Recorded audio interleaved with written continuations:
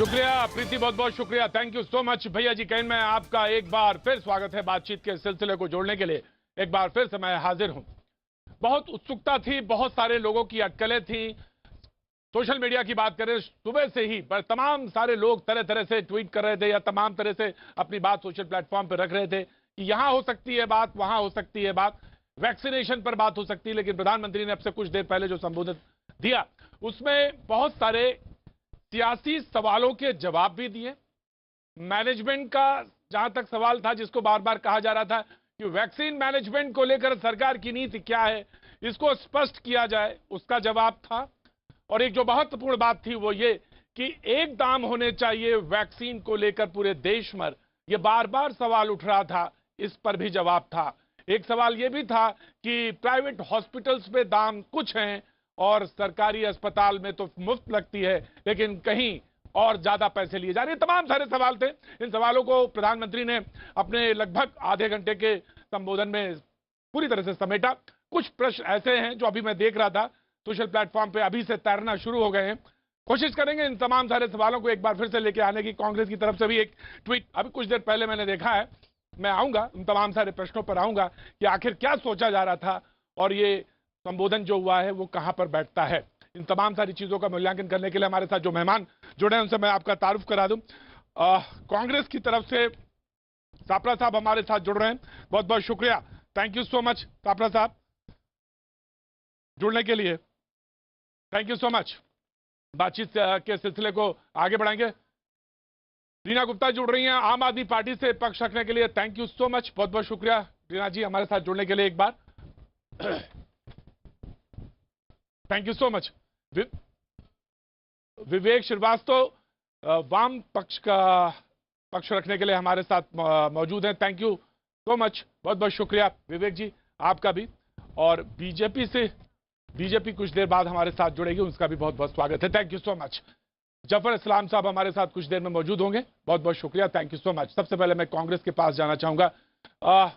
बार बार ये कहा गया कि प्रधानमंत्री और बीजेपी को, तो खासतौर से प्रधानमंत्री के लिए कहा गया, ये मुझे बिल्कुल ठीक तरह से अगर मैं कोट करूं, कि कोरोना समझ में नहीं आता और वैक्सीन मैनेजमेंट के मामले में फेल है सरकार। दोनों का सवाल का जवाब दिया है। How you rate this? जी सापरा साहब।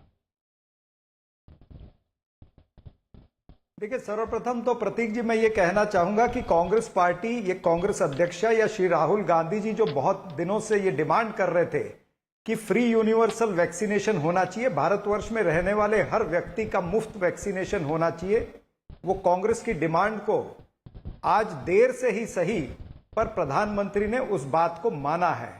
लेकिन फिर भी बहुत देर हो गई, बहुत सा समय हमने निकाल दिया है। तो स्वागत करते हैं, मेरी आवाज मानते हैं कि स्वागत करते हैं, आपने ये बात अब मान ली है। जी बिल्कुल आ रही है सापरा साहब, आ रही है सापरा साहब, आ रही है जी। जो फ्री वैक्सीनेशन की डिमांड जो कांग्रेस पार्टी की थी, वो आदरणीय प्रधानमंत्री जी ने उस बात को मान लिया है, क्योंकि ये जनता की आवाज थी। कांग्रेस जन जन की आवाज को प्रधानमंत्री तक पहुंचाना चाहती थी और कांग्रेस का नेतृत्व सक्षम रहा प्रधानमंत्री जी को मनाने के लिए।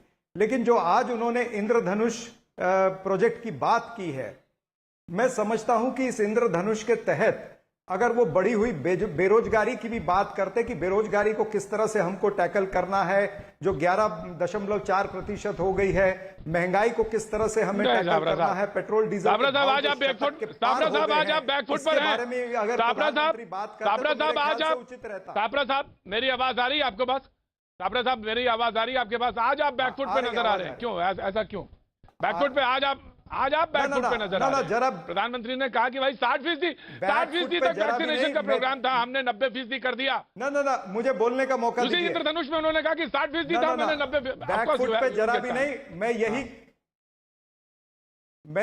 मैं यही कह रहा हूं कि आदरणीय प्रधानमंत्री जी ने जो कहा है मिशन इंद्रधनुष को हम तब इंद्रधनुष मानते जब उसमें बेरोजगारी को हल बताते, महंगाई का हल बताते, किसान जो बेचारे बैठे हुए किसानों की कुछ बात करते, देश के बारे में ये बताते कि इस देश को इस सारे माहौल से कैसे निकालना है। आज का जो प्रधानमंत्री का वक्तव्य था वो तो एक ट्विटर के जरिए से भी वो बता सकते थे, हालांकि ट्विटर से उनकी लड़ाई चल रही है, शायद फेसबुक से बता देते, कहने का तात्पर्य यह है कि उसके लिए ये जो 5 बजे आने का समय तय किया है, ये मात्र और एक मन की बात या और एक पीआर एक्सरसाइज या और एक टीआरपी हासिल करने का प्रयास नरेंद्र मोदी जी का था, जो वो हमेशा करते हैं। हेडलाइन हंटिंग और हेडलाइन मैनेजमेंट का काम भारतीय जनता पार्टी और आदरणीय प्रधानमंत्री का किया है, वो उन्होंने आज भी किया है। राइट, आई मुझे टेकन योर लगता है पॉइंट कि जन की बातें अभी भी रह गई राइट, हैं। मैंने आपसे मन की सवाल बात सीधा उन्होंने पूछा था अपनी की है, लेकिन जन राइट, की मैं बात जो है साबरा आधी हुई साहब है। आई एम कमिंग, साबरा साहब